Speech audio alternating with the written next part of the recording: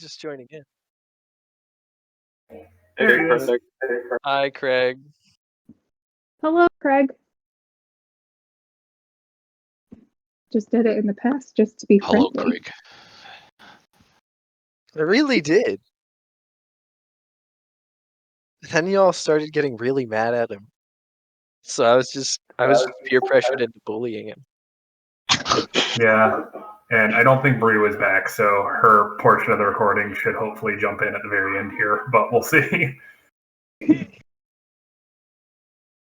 And to be fair, for bullying Craig last time, it was because he was constantly fucking up and kept interrupting the flow of gameplay. I know. Now recording. Yeah. Yeah. That was Okay. perfect. I actually, Yeah, I thought it was Craig too. I really thought it was. I think my mic quality helped. Yeah. Okay, so now that everybody is in here and good to go, we have waters, we can go ahead and start. So, welcome to the campaign of Dynasties and Dystopia. What is the journey that, the circumstances for each of you that led to this group of individuals coming towards you and reaching out to invite you in your cities? What is like over the course of a month?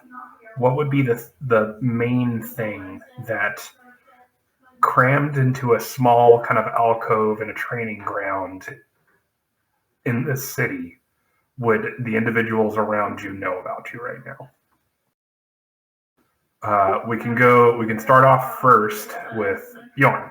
Please give a description of your character and some little nuggets of information that people might know at this point.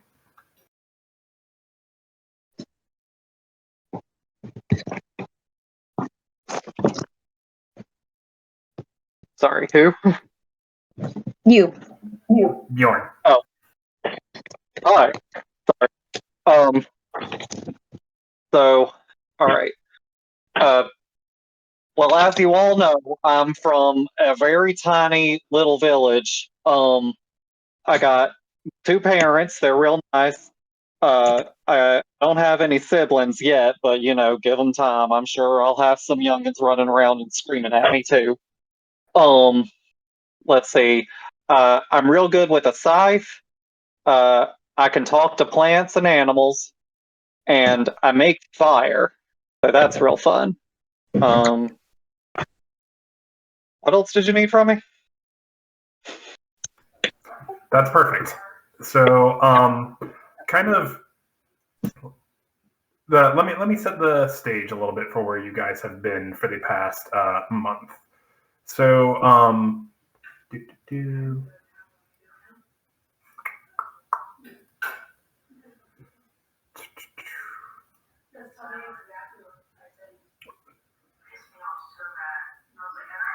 right. So you guys have been in a dry, cool place. There's not much to speak about. Most of the people in the city commonly refer to the building that all of you have been shoved into called the Hole. And that's pretty much what it is. It is a hole that has been cleft from a giant rock that was close to the city itself, just an outcropping on the outside of town. About 10 foot tall, nice rounded area, a couple of sheets divide the room into small rooms with not a lot of privacy. All of you have kind of been pushed into this situation by one reason or another because of the one thing that unites you all. Somewhere on your body, each of you, you have a strange birthmark, something that through the years you've noticed, but gave you a single unique ability, and that's to traverse the walls that surround most of the societies that exist in this world. And you all have been singled out specifically for that feature. In this hollowed out area, it's cool and dry, but there's on the outside of it, a small like washroom, latrine.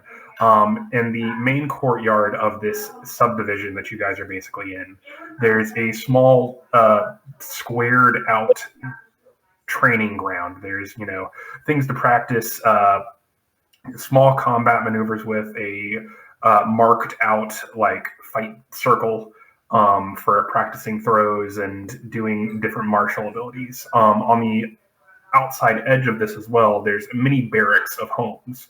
And kind of through talking to some of the other people that work here, you've learned that there's a couple of other individuals that some of you know very well, some that you've just heard of.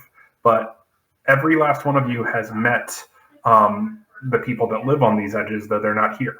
They're the ones that originally stumbled across your societies. They're the ones that found you. Most people in this city, they refer to people like you and those that found you as striders. They're people that just can traverse the walls. Now, of the individuals that are currently in residence, there's a kind of like shadowy figure that you've always only ever seen him in heavy plate mail, kind of dark. He doesn't talk, just kind of, you get a grunt or a nod, but no aggression or anything like that. There's a husband and wife team that does predominantly most of the work on the outreach side of things. And then there is another occupant that is currently in residence. And that would be probably one of your frenemy, most likely. Stormwind, go ahead and describe yourself. And afterwards, I will describe your... Biffle. Your bully, maybe? I don't know. We'll talk about Lyra after the fact. Yeah. So, Stormwind, unlike everybody else, I'm assuming, the Mageocracy did not find her. She found it.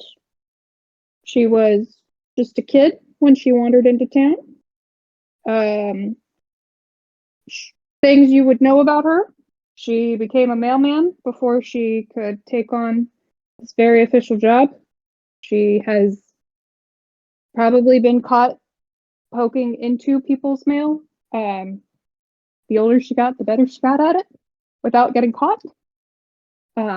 She asks a lot of questions. She wants to know about everybody and what they're doing. And for a good long while, she has wanted to join the Striders and do these outreach missions just because it seemed fun. And so she sort of shadows Lyra, even though Lyra's kind of mean.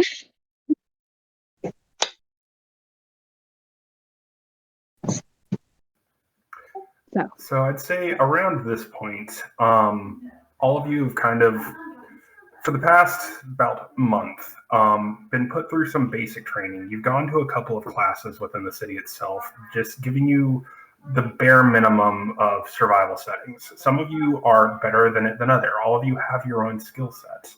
And some of you are a little more interesting than others. Rivet, go ahead and give a description of yourself. Oh, okay. So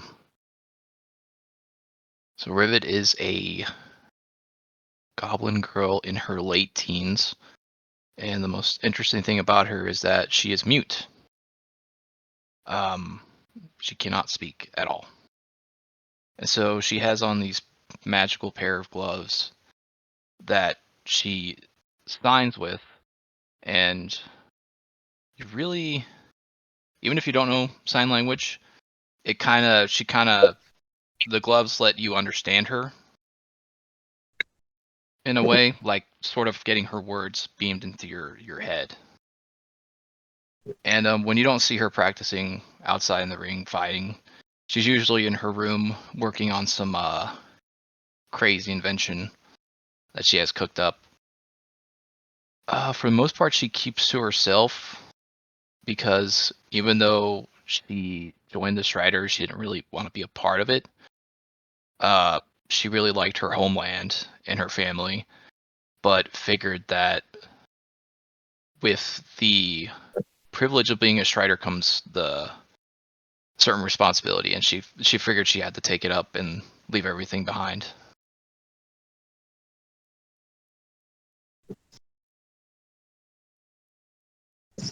Yep. All right. So you kind of see her tinkering on something out of the corner of your eye, Thorbjorn. And while some people were not built for this lifestyle, you sure as hell are. Go ahead and describe yourself. Okay. So Torbjorn he's almost always wearing his armor. If not everything but his helmet. He's not the tallest. He's only like 5'7", because he's like in very like stocky because of his like mixed heritage between dwarven and human, and that he wears a cape with a crest that has an anvil, a pickaxe, and a hammer on it. He like underneath his armor, it's padded with a lot of like animal furs. He's very loud and kind of provocative, like will easily pick a fight, but it's kind of it's not like aggressive. If you can pick a fight without being aggressive, that's like his mentality a lot of the time. And if he's not in the like an arena training, like doing some sort of martial practice or sparring, then he's pumping iron in the gym 24/7. Okay, this guy doesn't read. He doesn't do anything else. He just fights and pumps iron. I think that's about it. Yeah. So we have the full Chad of the group. Exact. In Torbjorn. But then we also have someone that is always looking out for everyone else. Nana, please go ahead and describe yourself and how, if I pronounced that right or wrong. No, well, there's not much really to say about me. I have a name, but to be honest, everyone just calls me Nana. I am a proud mother to 5 children. I have 3 boys and 2 girls, and I am a proud grandma to 10 beautiful grandchildren. So kind of a general thing about me is I'm just what? I'm just Nana. My husband passed away a few years ago, tragic accident in the mines. Our family, well, I kind of inherited or I married into the family. They're kind of the big ones in our area as far as getting jewels and items and ingots and stuff like that. But really the little birthmark thing being the Strider birthmark thing, that's kind of what set me apart, and really, they just kinda thought that it would be best if I got attached to the family, and so that's what I've pretty much done. So my goal here is just basically just to keep an eye on everybody and see what we can do and try to help, and, this is kind of my time. My kids are growing up, they're starting their own families. My husband's long passed away, and he's in with the gods right now, and so we're just gonna have a good time, and we're gonna hopefully make some good relationships with some other people and see what kind of stuff I can bring back to my clan. In with the gods, I like that. So, just a little thing about me, Nana. I'm about 275 years old. Just a regular dwarven 275 woman. years old. Of Yeah, course. I'm still able to kick around and do stuff. Yep. I'm not decrepit just yet. I have long brown hair with some gray and silver mixed in with it, because I am a grandma. I can't really deny that. I'd say myself middle aged. But I can still, we can sit down. I can make you a nice cup of tea or some cookies, or if you have a story that you want to listen or you just want to talk, I'm here for you. It sounds like we got a lot of youngsters in this area, but sometimes it's okay to have a little bit of old knowledge as well. Okay. So with that, all of you kind of still a little bit trepidatious about each other. No one's really had a good opportunity to really break past that awkward layer of just you're a group of strangers that have been pushed into this odd situation just by circumstance and birth. But around this time, as you all are kind of drifting in this like awkward space, some of you maybe getting up early, and it's still an early day here in the city. You hear the footsteps and just kind of the like the heel strikes of a determined individual quickly making their way across the courtyard and heading in your direction. As Lyra very loudly makes her entrance, it's just like, all right, you shits.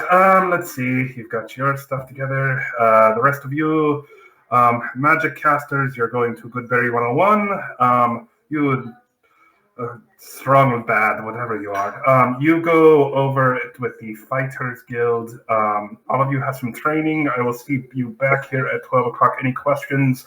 Oh, and shit for brains. The mail's backing up. I need you to get on that. Stick my tongue out at her, but I do wander off. Chop, chop, chop, chop. I said fast, move. And you kind of like see her like wiggle her fingers, and there's like a little electric spark that like kind of like zaps behind your ear as she just casts a small like cantrip to shock you to get you moving. Well, morning. I flick her to you. off once she's out of sight. Fucking lazy.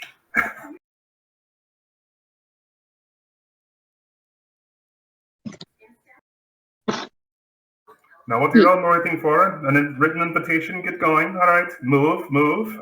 So she kind of ushers you all to go in there. And this has kind of become what you're used to in this situation.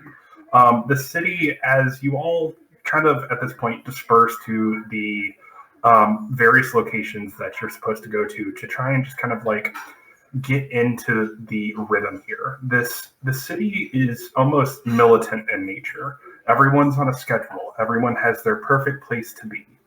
But you all think back to kind of the first time that you were brought here, because all of you, for one reason or another, once these individuals have reached out to you, none of you have actually met Lyra. It was always either the armored individual or the husband and wife team. Those ones have been the front runners for those that have reached out to these communities. But what you remember when you first came in was just being teleported in. And first off, that was a novel experience. Some of you, while not unaccustomed to magic, all of you are kind of the more talented people of your communities in most cases. And the novel ability to kind of like travel in and out of these barriers definitely sets you apart. But what you remembered when you walked in, you saw just like this huge tower off in the distance. You saw like this fine layer of sand drift into your eyes, and you took in the full city of Illyria. But as you guys kind of like disperse to your various locations, you notice individuals that are bustling around. You go through the main gates here, and the guards give you a friendly nod. They recognize you at this point. There's just like a cavalcade of footsteps all around you. Everybody kind of hustling off. The day's beginning here in the city. People of all shapes, sizes, and races, they hustle to and fro. The attire of those that go by are pretty clashing. While you guys all are in the garb of what you had in your native towns, the individuals of the city, they prefer bright colors. You see like oranges, teals, purples, splashes of reds. All of them are very bright, and every now and again, you'll just see it, welcome, hey, how are you guys doing? Just like everyone's friendly, but there's definitely an ambition that comes along with this town. You would also know at a glance, just looking around, that everyone has these strange armbands that when you first came to the city, it took someone pulling you aside to just explain what they were. And each of them signify the different guilds of the city. And there are three main ones, each of them being led by a leader known as and collectively known as the Triumvirate, the three decision makers of the city itself. You see, one of the bands is those that are more bookish, those that are being sent off to Barry's 101, would be the ones that noticed that the armband around the individuals that are accompanying them have a image of fire. There's another one of water, and in the center of those two is a berry, and underneath it all is a book open with the pages fluttering. The main, you know very quickly that the city, while it is definitely rich in book smarts, is lacking in every way in resource. The most important thing that you can do in this town is create warmth, create water, and create food. And that is what you have been learning for this month. Those of you of the more martial members would recognize the individuals that were bustling around with a different armband on. On their armband was three other symbols: a pick, a scroll, and a sword.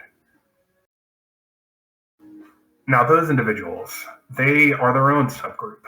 They are the laborers. They are the warriors. They are the people that fill in the cracks everywhere. They're the largest group in the society, and it's kind of the salt of the earth people. You get very highly competent individuals that are keeping the day-to-day businesses and the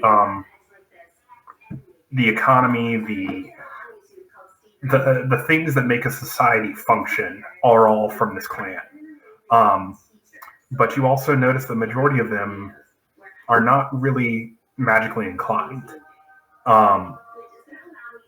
Then there is kind of the one other group that very rarely is seen, and probably for only one of you would have been someone that would caught your eye. Nana, would you mind giving me the first roll of the campaign and a perception check, please? Aw, fuck. Go. Okay. All right. Shit. No pressure. No pressure. Let's see.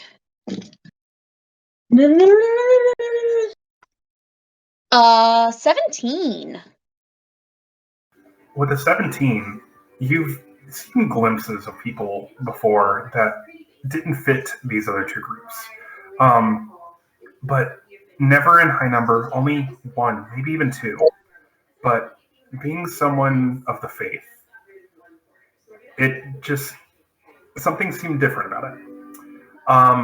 And finally, today in particular, as you're heading off to be taught once again how to create Goodberry, because that is the single most important spell in this entire society. You see kind of a middle-aged woman with long black hair with some shocks of just silver that run down it.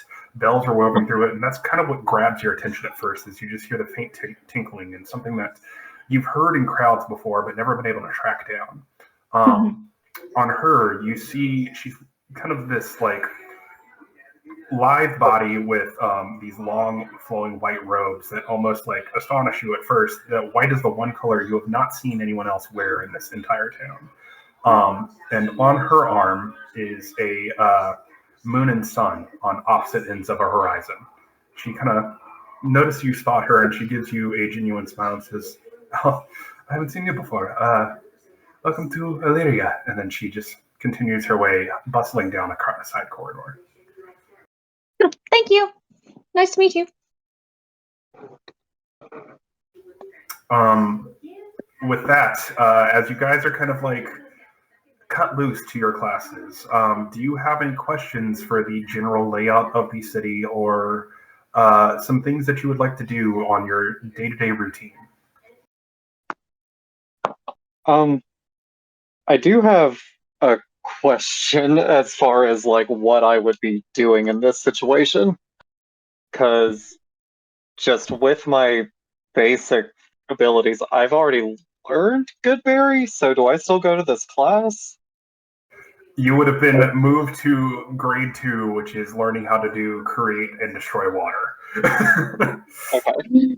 Because, like, Goodberry is just one of the druid spells that I've had on there, so I wasn't sure, do I still go to that and help, or what?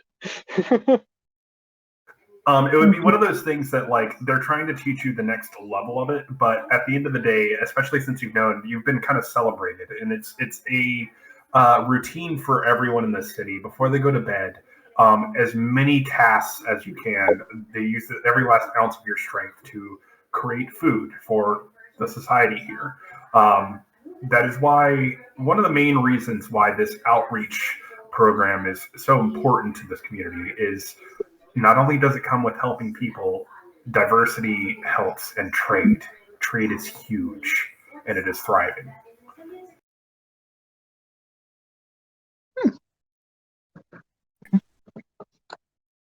So I'm kind of backwards. So I actually like just one of mine in general is create or destroy water, but I don't have Goodberry. So I guess are we still are we in different classes or are they like we switch them out or Essentially, like the 3 spells of create, destroy water, good berry, and like create or produce flame are like the 3 things that they need because this is a desert climate. There's nothing to burn. For heat, they need people to maintain like bonfires. They need people to create water to hydrate all of these people and also feed everyone. So if you don't have one of those 3, guess what you're learning? One of the other 2.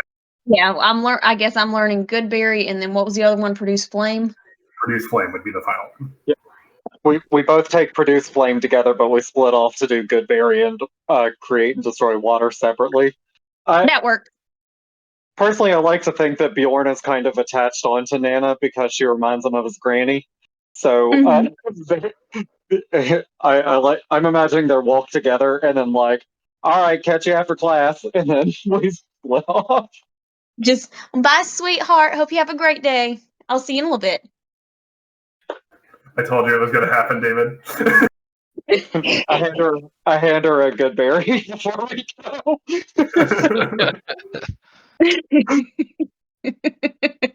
I'll keep this in my pocket in case I mess it up. That's for later. So I guess in this crew, those that have the magical aptitude would also be in there. So I would assume, Rivet, are you following either of these 2 as they go to one of their classes? Yeah. Following Bjorn? Yeah. And I guess we'll learn to create and destroy water.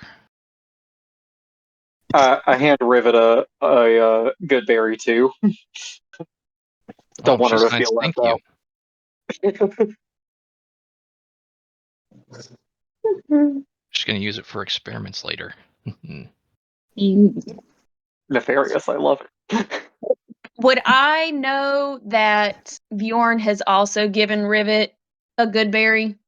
And like would I have known like she's probably going to use this or what is Rivet? I don't do it secretly. He's GA. What's that? I'm sorry. What is Rivet's pronouns? Oh, she, her. She, her. Okay. So would Nana know that Rivet likes to use the good berries for experiments? Are you asking me?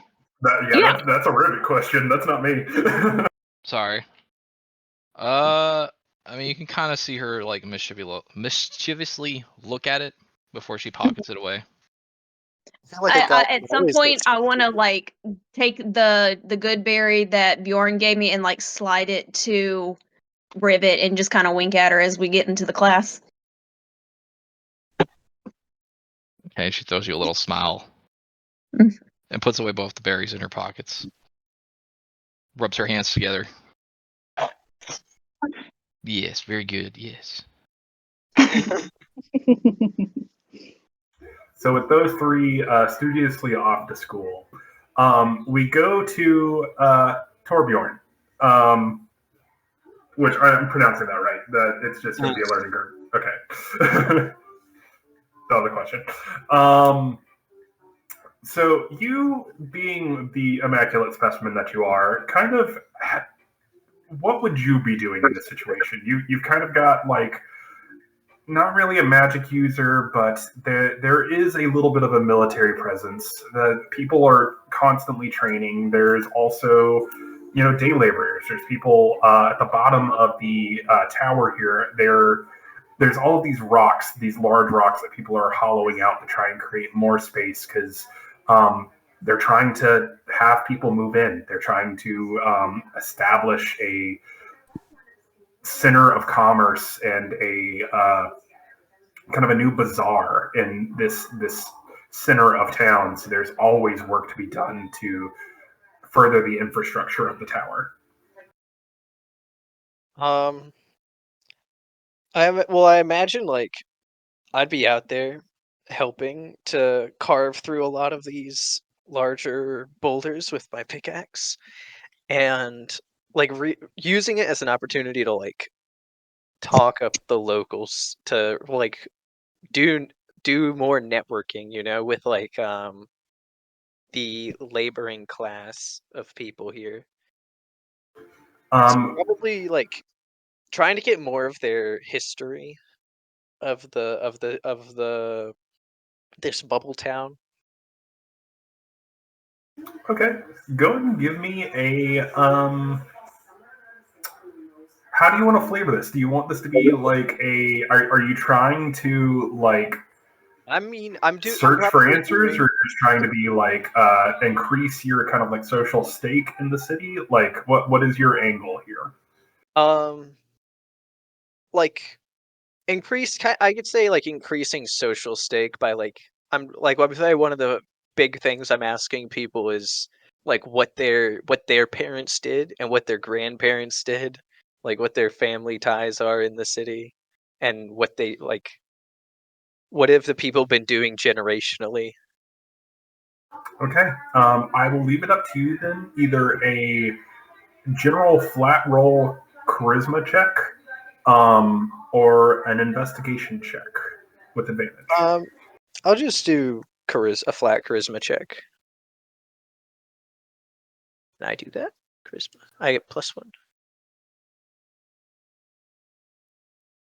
I don't have any dice. You fool. You can use your character sheet if you want to. Yeah. Okay. I got an 11 for a flat charisma check. Okay, with an 11, I would say over the course of the past month, you especially there's a new section that they're trying to keep hollowing out the bottom of the city here, and through working with the townsfolk, you know that there's like these strange deposits the further that everyone goes down, of this like fine crystal that like especially those of the like mage community of the city are very coveted. So it's kind of like one of those lucrative, if you come in and help, you get fed for the day. It's not like it's hard work, but there's worse jobs in the city. You're not cleaning the latrines or anything like that. But if you find one of these magical stones and you give it to the mage sect of this building, they'll pay you for it very well. So there's quite a few individuals here, and kind of talking to the guy that's working next to you, you see this like grizzled, muscular individual. He's kind of like just vascular. Like he's built like a shit brick house, like 6'5", huge beard, like barrel chested, just kind of like working on the same pocket that you've been trying to like mine out. This thick accent and like gleaming dark eyes of just like that kind of like really hone in on you in particular. It's like, so my family comes from a long line of other mages as far as we can keep back here. And he's kind of like swinging these like huge swings that's taking off chunks of the walls here. We go Barely back for many understand a word. generations. I barely understand a word he's saying, but I'm gonna pretend that it's in character for him. I mean, he's definitely exerting himself, and yeah, we're gonna go with that. It's a deep, like, kind of like deep, hard to understand gravelly accent. And as he keeps working, you begin to put like two and two together. Oh shit!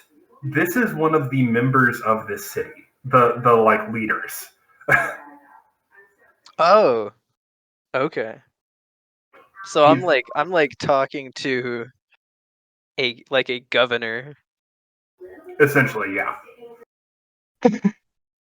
I'm talking to Governor Schwarzenegger right now. The Governator. Oh shit. Exactly. That's what his accent is.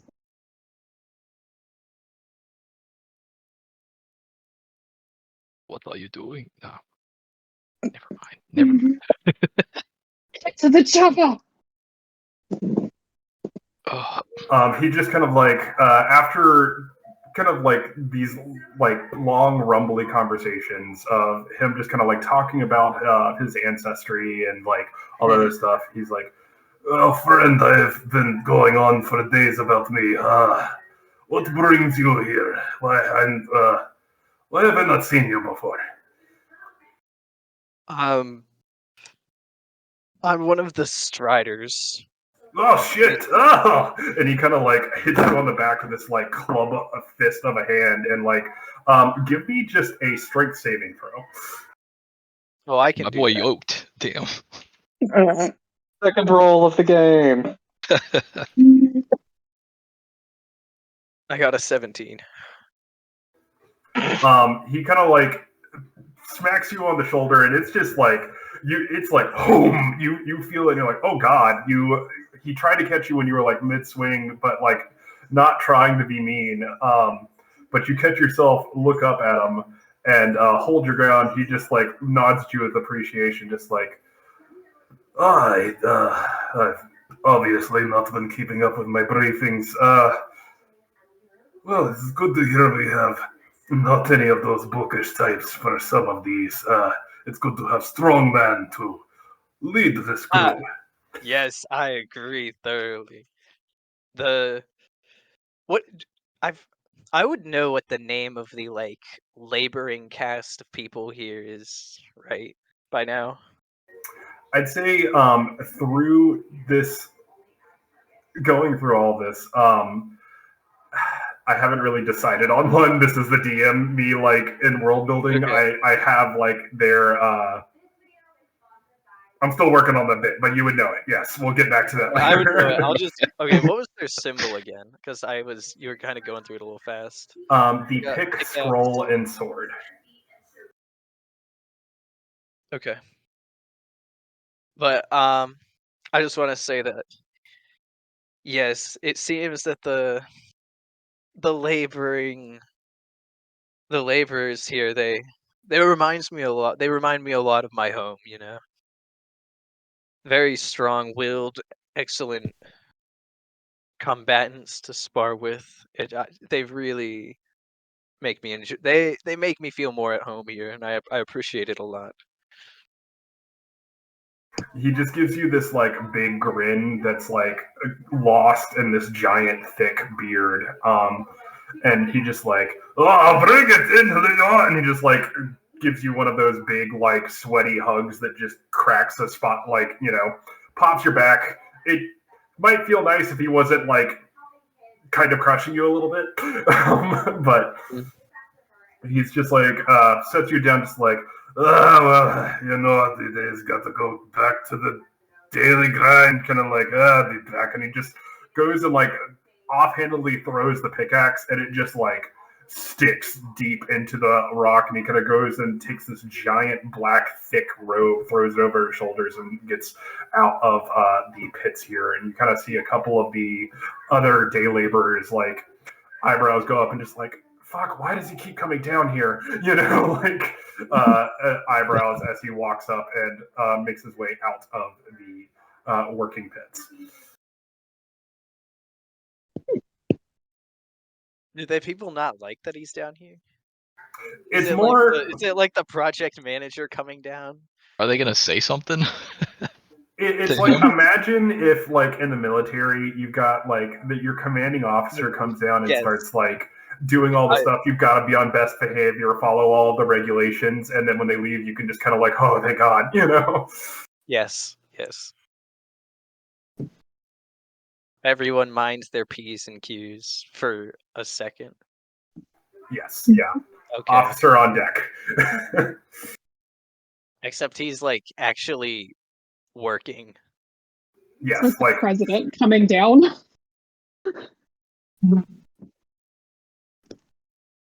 Okay. I got nothing. Sorry. That's all. Okay, and that brings us to our last individual. So Stormwind, you know this city like the back of your hand. You've been here since you were a kid, and you use that knowledge to the best of your ability to quickly get through your mail route that you have for the day.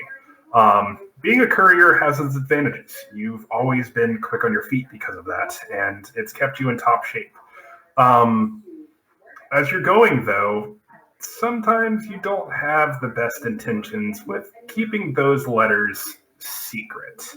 You got a couple of choice individuals on your list to deliver to. You've got the quartermaster for the city, a notice to him. You also have another letter towards Gilliman. He is you know him to be the leader of the Laborers Guild.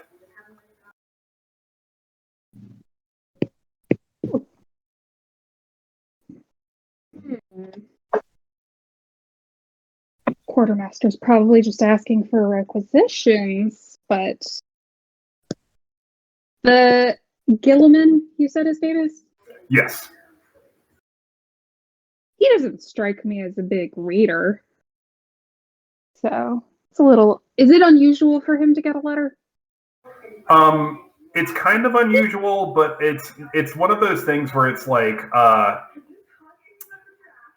it's like the leaders of the city will communicate with themselves with each other a lot, but hold on, Jose, just send me those things like on Facebook Messenger, and I will just upload it. So that's the easiest way. Okay.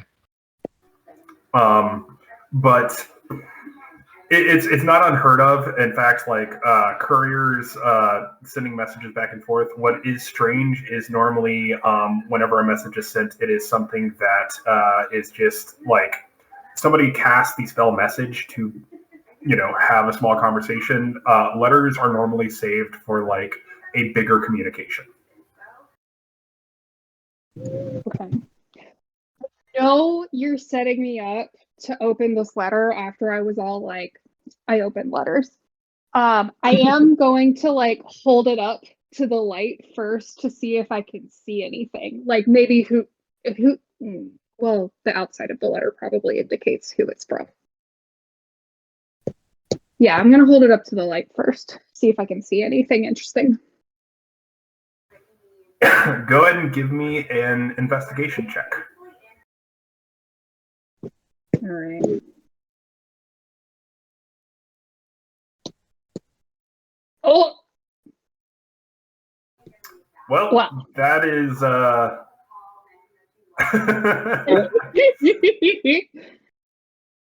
Whoa. Already.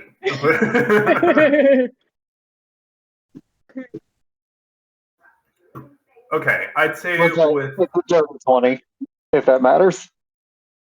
Yeah, it's just a 20 total.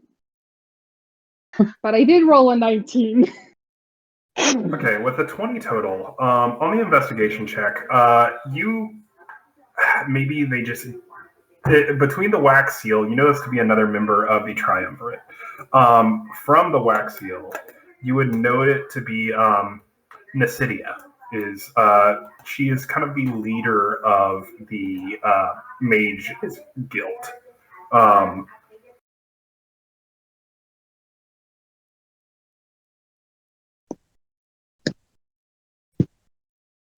Interesting. she and I'd say with the 20, you glean maybe like when a letter is folded over and it's kind of like hastily folded. There'll be like a section of the paper, if you don't fold it up right, that will just be essentially one layer instead of like doubled up on itself.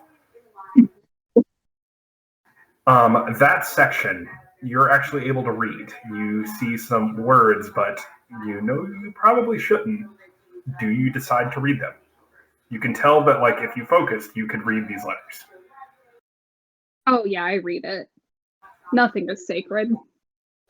All right, this letter is from Nasidia to Gilliman, and you see in the top line of it, just Master Gilliman, we require you at the top of the tower by 0800 this afternoon. We have some news from the front, and the prospects are not looking good. Below, and then that's where it cuts. By 0800. What was the bit after 0800? 0800 prospects are not looking good on the front. Below, and that's where it cuts off. Gotcha.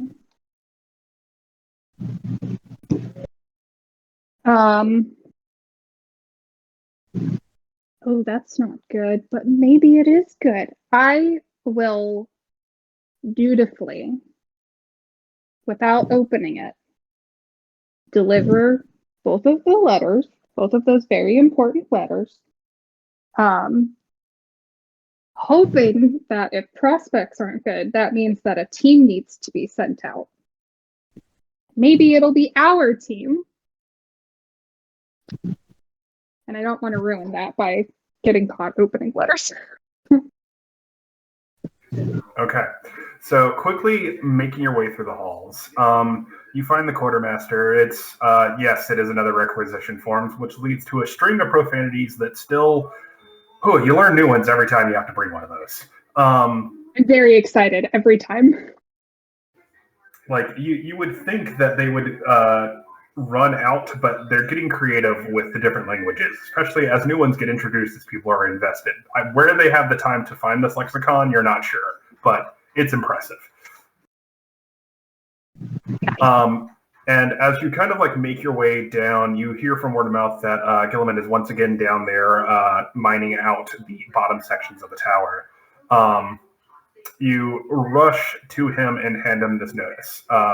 He's still definitely like in a like layer of sweat, taking this giant robe that he's got and just kind of like toweling himself off. And he was like, you just see this grin growing on his face and just like, "Oh God, looks like it's finally your time to get out of here." And he just kind of like gives this like big chuckle and just like, "We're going to get you out of here. All right, go get your stupid team.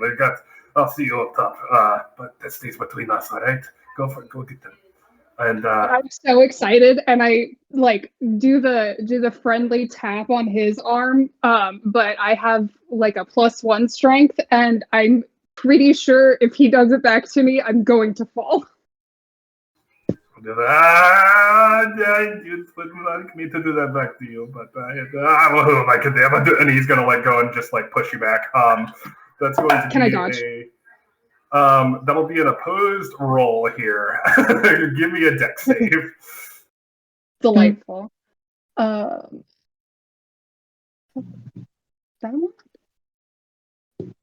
No. I got an 11. With a with a 16 on a die, so for a total of 20, he kind of reaches out and grabs you and just like, nope, not that easy, and like gives you just like a noogie on top of your head and just like musses your hair a little bit. Oh no.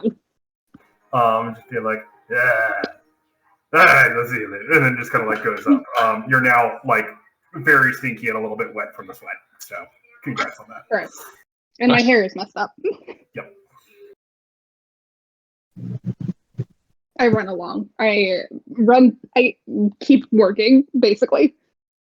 All right, so unless anyone has anything else they'd like to do, we can go ahead and fast forward through time here.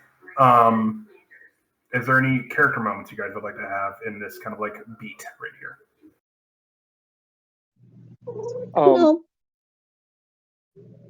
No.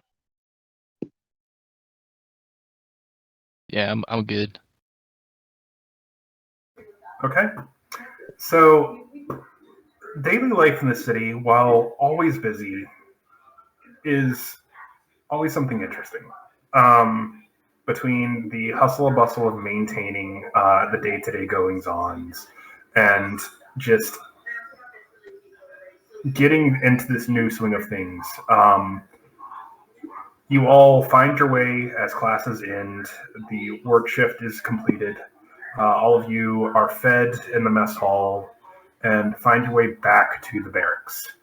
And as you do, you see Lyra kind of like lounging around with a piece of paper that you recognize delivering something very similar before, Stormwind. It's like, oh, Shitwind, you finally got the notice. Loser, how's it going? I mean, Lyra, sorry. Oh, it's okay, Breakwin. So let's see. If you could all just get your stuff together, we are finally going to go out and Bjorny boy, you're going to be happy to know that it is actually for your town. Seems like that little mess of plants that you've got going on has hit a critical mass. Time to go fix it. Oh, you guys get to meet my family! Yeah! And he just like starts jumping up and down a little bit, like real excited. You watch as Lyra just like rolls her eyes and just like, too much energy. All right. So all of you, just go and get your shit together. Breakwind, I will see you. And first thing is in the morning.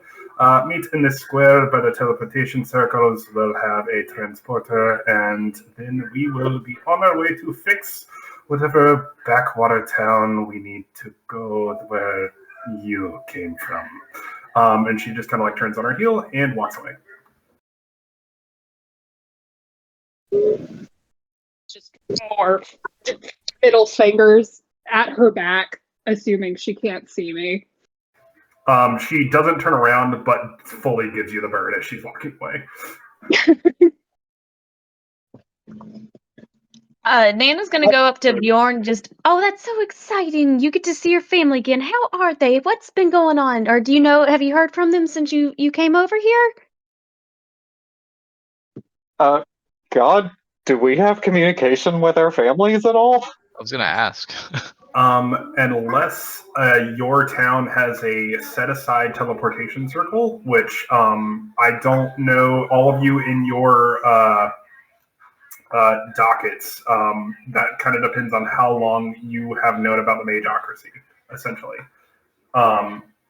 So I would say if it's on the shorter side of things, then no. And so the only back and forth is like essentially letters being sent off with like one person teleports off to this group and then will teleport back in at the end of every day.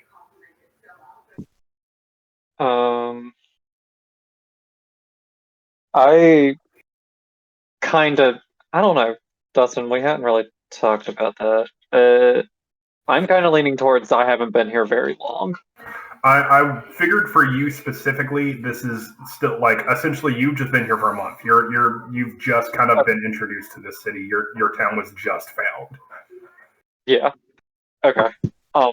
That's good enough for me to work with. No, I haven't heard from my folks since I got here. Oh my God! Wait, what day is it? The uh uh, it might be raining there. If it's raining there, then that's bad. So nope, haven't heard from my folks, but I'm excited to see them again. Well, good. You get to see your family. It's so exciting. Is there, since it's raining, do I need to do you need like a raincoat? I'm sure we can create one for you.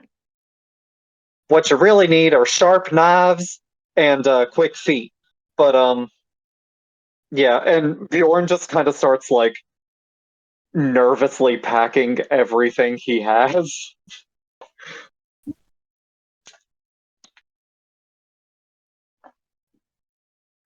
So as Bjorn kind of like bounces around the barracks here, kind of throwing everything that he's got in there, is there any preparation that you guys would like to do before going? And just throw things out, and I'll let you know what's going on because we're kind of playing fast and loose with the what you guys have like money wise. It's mostly unless your society is based off of one that has like gold, you probably don't have any gold to spend here. And this community is more based off of trade. So if there's something that you have that you could have brought with you to trade with, then we can kind of hash that out. But otherwise, it's kind of a like weird new order thing going on here. I probably would have just kind of gotten general information about what. So we only got what Lyra said as far as like something's going on. There, it's raining, so that's not good. Would we have as like essentially like a dossier as far as like what, like anything generally to pack or like? Wait, are we gonna get after? are we like briefed or anything about this? Yeah, Or did we aside already- from just here it is. Yeah. I'd say around this time that you guys like start asking around for like, oh, so what are we supposed to expect? Lyra comes back and just be like, you are all insufferable. All right. So this is what I have in front of me. So I have not, so I cannot keep this like Irish accent. It is leaving me, so I'm just giving up on it. I have tried to chase it down, and it just keeps disappearing. So she's just going to be Valley Girl accent. Yeah. Just because I keep trying to find it, and it's not sticking.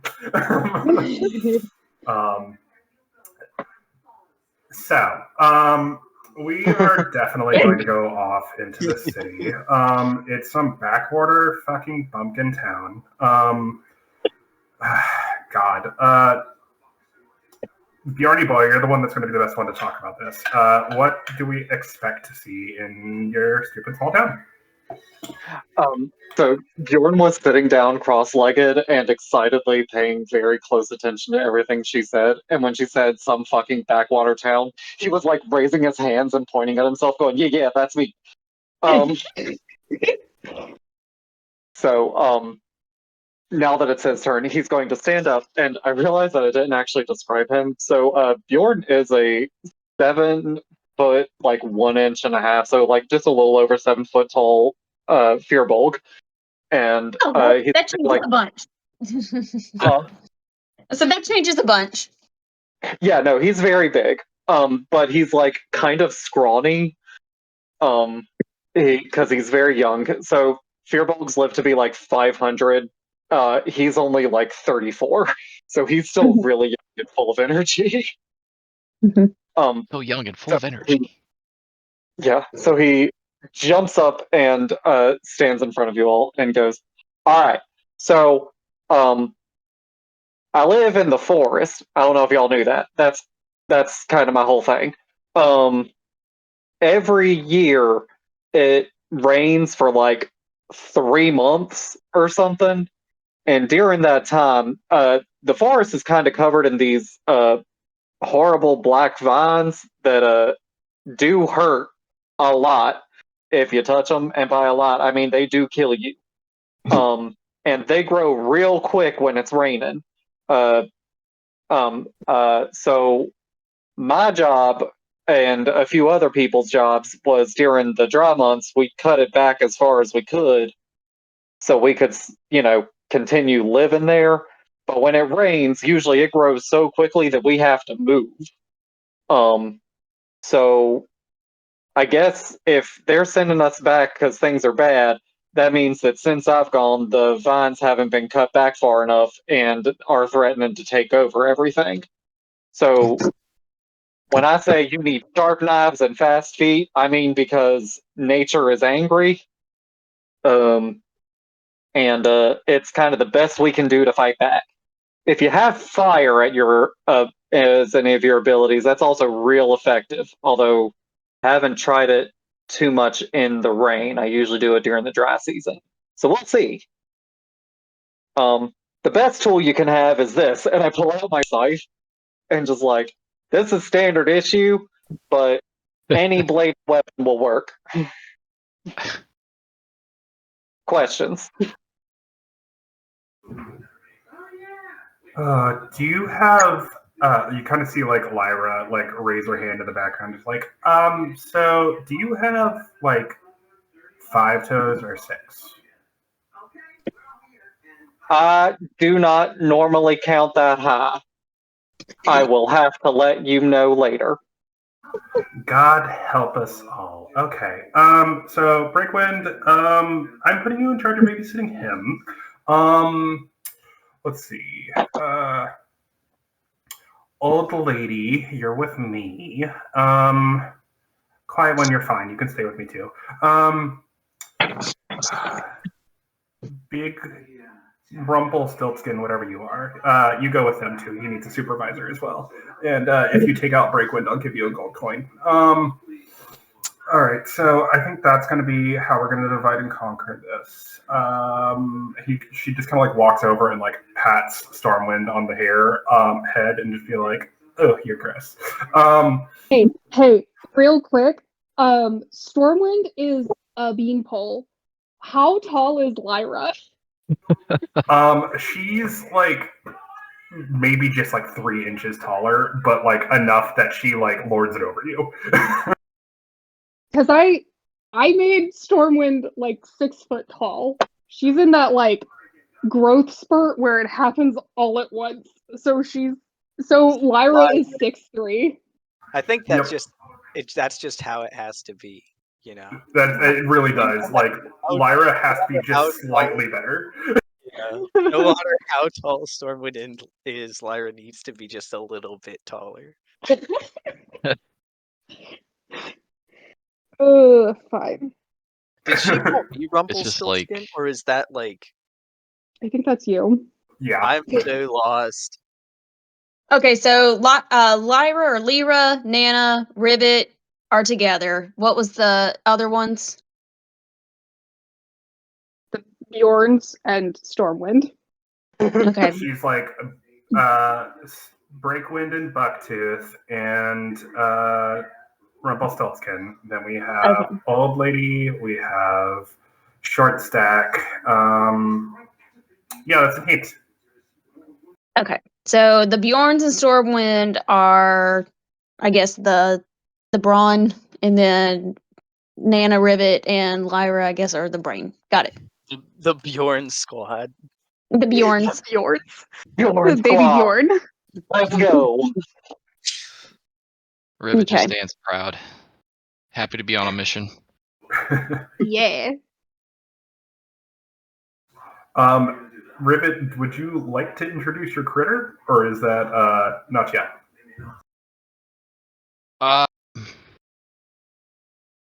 Maybe. Not yet. Okay. Sorry, I'm trying to set the stage so everybody knows, because I don't know if Bjorn's shown off his critter either.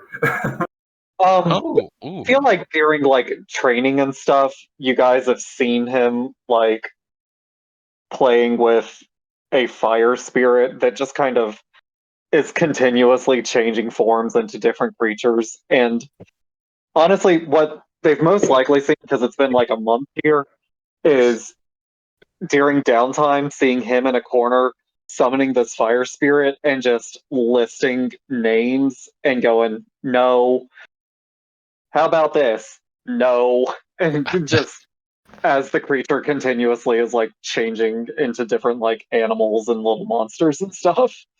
So they've seen it, but he hasn't been able to properly introduce it just because he has no name yet. Okay.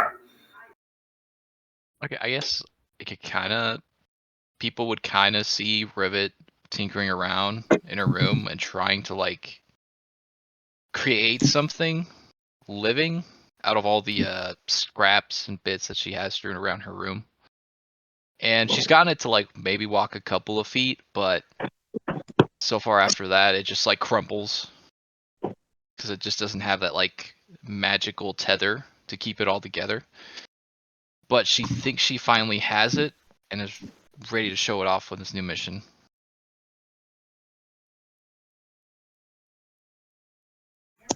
Well, with that, Lyra, we will fast forward to the morning where all of you are rudely awakened by just like the deepest of eye rolls and sighs. All right, kitties, time to get up to the teleportation circles. Let's go up, up, up, up, up, up, up. And you kind of like hear her just like more annoyingly just try and get everyone quickly moving. Bjorn takes like almost no encouragement. He's like up and ready. Just I'm ready to see Mama and Papa again. I accidentally kick Lyra as she's walking by. You step on her heels to like make her shoes come off. Yeah, that is what I do. Just, oh, I'm so sorry. I was following you so closely. You should. That's the best view. And then she kind of like turns on a heel and keeps walking. And I keep trying to step on her shoes. It turns into a slight race as she's just trying to like step quickly so that like Stormwind can't, so the rest of you are left just like half jogging to keep up with the two of them. Rivet's just silently giggling. I don't care if you don't see it, but I'm waiting for the enemies to friends to lovers arc. It's just too Oh like no. Oh no. it's Childhood too friends like to enemies juvenile. It's just too juvenile not to be. Yeah. To somebody older, it looks like we're just goofing around. So Unless it's one just of you goofing around in my actually eyes. stabs Oh, each look other. at them. Yeah. Oh, Until one of you actually stabs each other. yeah. Then we might start to Then all worry. bets are off. You know And where what I'm could from. possibly be more erotic? And honestly, where I'm from, that is like the traditional courtship ritual. Very interesting courtship rituals. Meanwhile, Lyra's trying to figure out how to launch like Stormwind out of a cannon. Like And I'm like, eventually I do give up, and I'm just considering asking Bjorn what small like spider snake creatures exist in this forest that I can leave in her bedroll and as a surprise. Oh, we got all kinds. We got snakes, we got squirrels, we got badgers, we got budgies, we got birds, we got, well, budgies are birds, but you know, budgies and other kinds of birds. We got crows and ravens. And he just starts listing off every possible animal he can think of. And this satisfies me because I know this is gonna annoy her. yeah, just like definitely once it gets like into the seas of the letter animals, like she's just twitching. Like We got cats, we got coons, we got polecats, which are basically coons, but somehow people call them different things. I'm not sure if they're the same or not. I think coons are bigger. all of a sudden, just like there's like a pocket of silence, and like you see whoever's got a general. what's everyone's passive perception? Let's see. Where would I see that? Mine's a 16. God dang. Passive perception. Where Wisdom, do baby. I see that? Yeah, where would passive, or what is the, because I know we used to have it just hanging out. What's passive perception, the thing? Wisdom plus Plus 10. 10. Plus. But is it also proficiency modifier? Yeah, it's proficiency as well. Okay. I'm at 13. If you're Okay. proficient in it. So okay, so If you're wisdom, the initiative, or the plus and minus, plus 10, plus your what? Your Okay, so your passive perception for you, which it would be a 12 because you are not proficient in perception. okay, Oh, same here. okay, gotcha. I think I'm Okay. gonna start 13. So I would say all of you notice this because she's not trying to be like very sly about it. You just watch as like Lyra just like right in front of her points her finger straight down, and like Stormwind, as you're walking behind, you just as like as Bjorn starts to like get into the D's on the list of animals, his mouth is still moving, but there's just like a gap of nothing, and all of the sound around you just blots out for a second. And then like for about a couple of paces, nothing happens, and then all of a sudden it comes back on again, and you just hear her like as Bjorn rolls into like the E's. Lyra's just like, worth it, and then does it again. Like, so just casting silence in like pockets to just like get a little bit of like wiggle room. We got eagles and egrets, and we got Oh god, he's holding it the ease. Egrets and grizzly bears. Silence. Is there zebra. any chance that during this time he's learned a little bit of sign language from Rivet so he can sign some of the animals as he's going? I would leave that up to how, at this point, it's been a month. What is the interactions that Rivet has had with everyone else? Are you still trying to be standoffish because you don't want to be here? Not really. She's kind of trying to get to know people there. But again, she's always cooped up in her room most of the time. But she's pretty friendly with everybody. And I guess she might have taught some sign language to Bjorn, because he seemed kind of curious as to how exactly she's able to do it. Would she have taught him F-letter animal names in sign language? Yeah. Okay, you only get Fs. You get Fs in sign language. F fox or F like seal? F like fox. Okay, so I feel like that's kind of the only one he knows. Ferret? It's the same one over and over again. it's just fish over Yeah. and over. Fox and fish. Oh yeah, and fish. Thanks, Nana. Fish. We got plenty of fish too. There aren't a lot of rivers, but we do have a couple, and sometimes a pond. We're here. And We're here. For the love of God, we are here.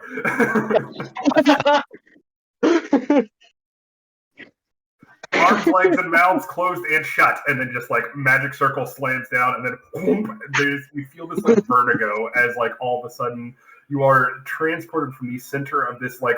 So you guys were slowly making your way into this like kind of hollowed out room that slowly. It's one of the work projects where you can see the edges are getting carved further and further out, and you see that like it displays in certain areas. You see, especially for you, Torbjorn, you've seen it before that like the crystals, the sought after crystals down below the city are inlaid in these intricate patterns, like cut down into slivers to the point of where they're almost like the size of a hair. Like when the light catches them, you just see this like lattice work of just arcane runes. It's very beautiful and like a mandala and kind of like pattern. Deep blues, light purples, and everything with a pearlescent sheen. And during Bjorn's entire rant up to here, Lyra just kind of like was stomping her toe on one of them, and then eventually you all, as soon as everyone has set foot on this particular circle, she just like slams her hand down, and then poof, you're gone. There is a like strong sense of vertigo. All of this happens, and then all of a sudden you apparate into this like heavily forested area. You see kind of a like robed individual. You see with like a bright orange and green sash, and this like guy just like pasty skin, just like what the fuck, and then like there's this light rain going on there, and you see underneath there's the beginnings of another one of these circles, but it just gets like burnt out as you guys like appear, and you're just like, damn it, I'm gonna have to restart that again. Like, what the fuck? Just like, you've got time, it's fine, whatever. And then like Lyra just like, come kitties, and then just like leads you guys towards the town. And what do they see? Let's see. So the trees are like fucking huge. Like, we'd all have to hold hands to circle most of them. The houses are kind of more like, there's a mix between like yurt style like tents and everything, and the beginnings of more permanent structures made of wood. There's not a lot of those, really. There's just a couple, and those are kind of just like the main living places of like the older or like the really young. But most people are still living in temporary looking structures that they're trying to build up. So imagine like a tent that's starting to have a little bit of wood built around it, like as a foundation or something. Because his people have mostly been moving, but in the past few years have been able to settle down a little more, but they're still trying to figure out how to do that. If it's already raining, then there's probably the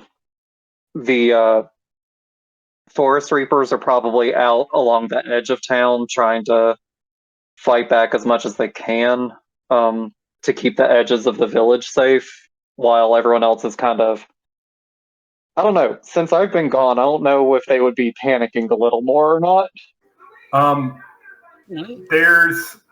It would be one of those things where it's like it's just beginning. As you enter into this area, it's that like New England light mist rain where it's ever present, and you know, if you stood out in it long enough, you'd be soaked through within like 30 minutes. But this isn't the true rainy season. This is kind of the precursor to it. But the thing that is more dangerous as you enter into this room, you hear them coming. The tiny footsteps. With the flash of arcane energy, you know what's about to come, Bjorn. The youngins? Arcane youngins. youngins. With the portal being opened, you just hear the ground rumble. Everything begins to shake. You hear some of the folks from the other yurts yelling, just like, "God damn it, no, don't, no!" And then you just hear doors opening, windows being crashed open, and just like, and then there's this gasp as just footfalls come, just like, Bjorn! As like all of these youngins come running towards your group. And that's where we're going to end tonight's session. Youngins. That's so cute. I am so fucking excited for this campaign.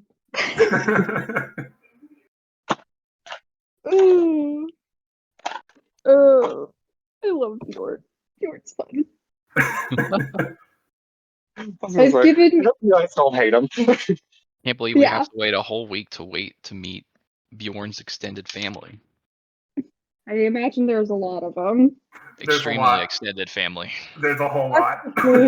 Ludicrously extended our family. spear dogs, do they have like litters? Like, well, okay, so this is a thing that I've been thinking about a lot recently, but also apparently not thinking about it enough. In my head, Bjorn it's just him and his parents, so it's just the three of them. Actually, Dustin, is it okay if I just give them the quick rundown of like what we had imagined for like the basic structure? Oh, 100%, yeah. Because Okay. that's why I wanted you to give a rough description, and then I'm going to go and like make maps like based off of what you gave me. Okay.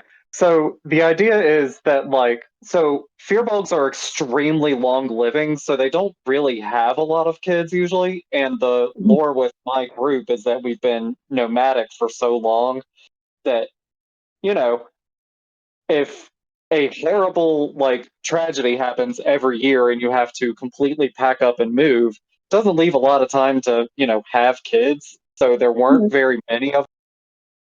But in the past like 5 or so many years, we've been settled down in one place thanks to some stuff happening. So now there's a whole lot of kids. But in my mind, they're not all really related. Just because like the kid they might be 5-year-old children, but their parents are like 3, 4, 500 years old and haven't really had kids before this. The village population is like 150-ish. But before like the kid boom, it was like, I don't know, 70 or 80. So the phrase "it takes a village" has really kicked off. Yeah, Yeah. no, they settled down and got dirty, and now there's a bunch of fucking kids. There's a baby boom, if you will. Nana's Yeah. gonna lose her Oh, they're shit baby over all boomers. these little kids. They're baby boomers. Yeah, like a good 1/3, or yeah, like 1/3 of the population is just kids. There's like people that are hundreds of years old. There's a couple of like other ages interspersed in there, and then like a shit ton of 5-year-olds. They can get through the branches pretty easily, I would imagine. But you can't touch them or they'll kill you.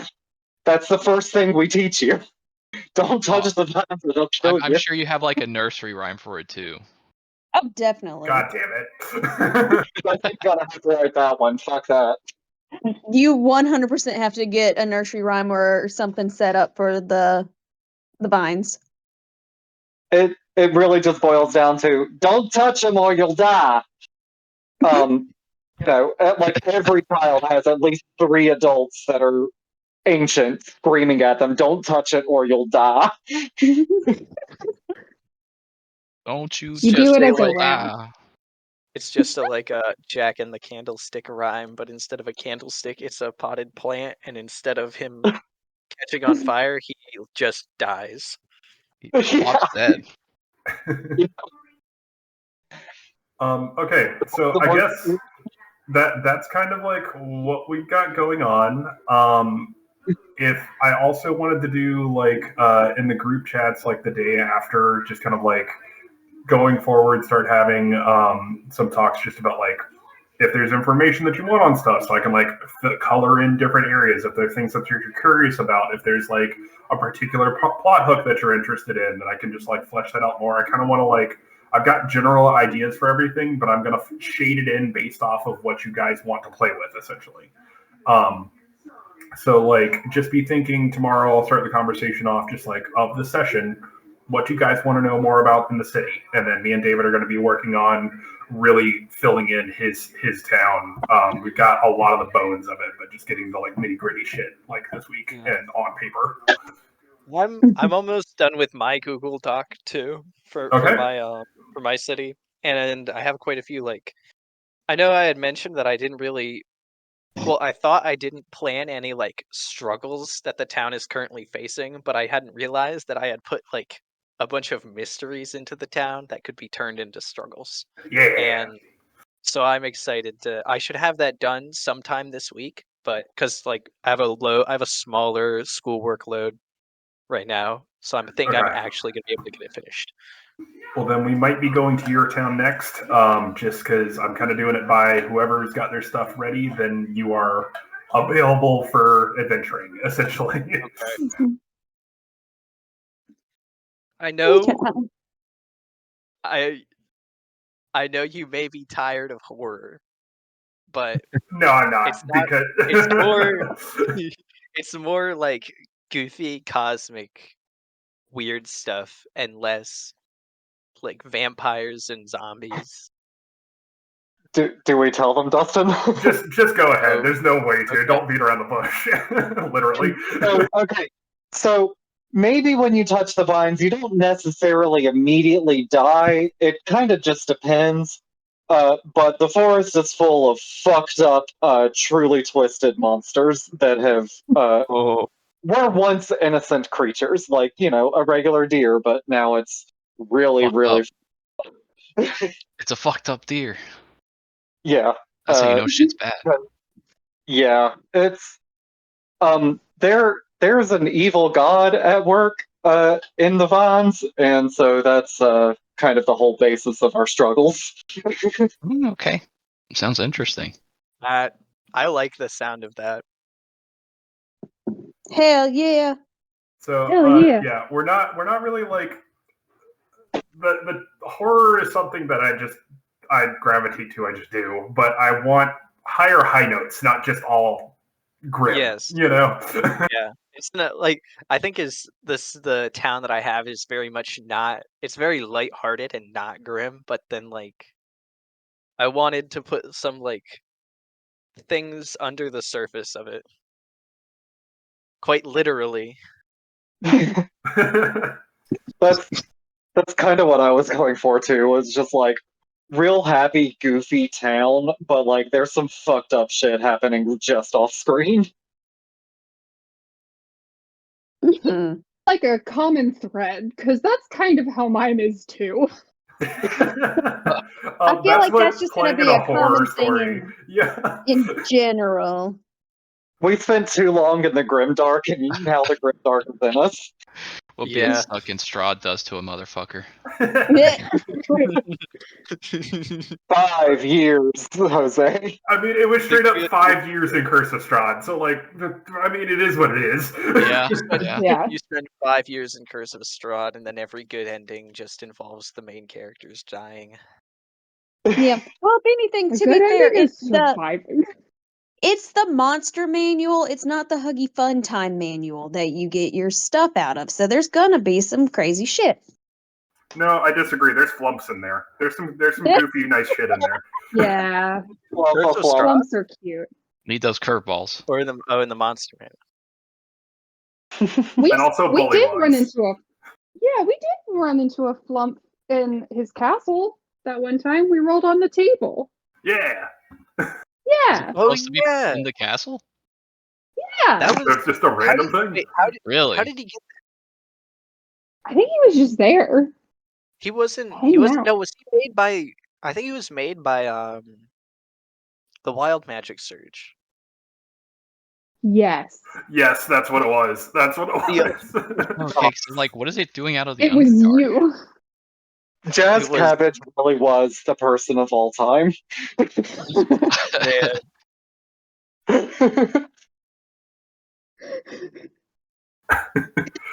Wait, was it for combat?